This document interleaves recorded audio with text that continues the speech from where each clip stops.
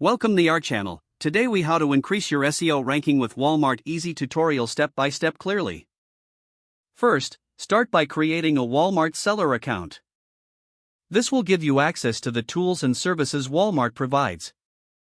Next, optimize your product listings with relevant keywords. Research trending keywords in your niche using tools like Google Keyword Planner. Include these keywords in your product titles and descriptions.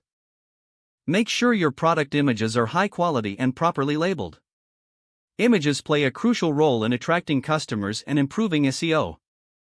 Then, utilize the UPC and GTIN codes correctly in your listings.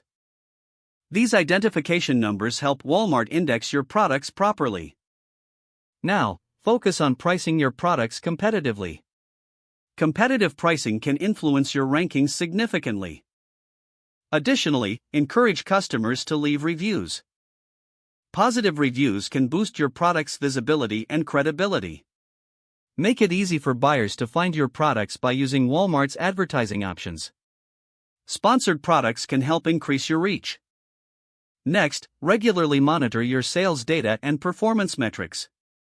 This will help you understand which products are performing well. Use this data to refine your keyword strategy and listing optimization. Engage actively with your buyers and respond to their inquiries promptly. Providing excellent customer service can enhance your seller reputation. Finally, stay updated with Walmart's SEO guidelines and algorithm changes. Adapting to these changes can help maintain or improve your rankings. By following these steps, you'll be well on your way to increasing your SEO ranking on Walmart. If the page does not load, refresh the browser or try again in a private or incognito window. Make sure you are using the correct email address, then retype it carefully to avoid small typos. If your password is not accepted, use the reset option and create a new strong password you can remember.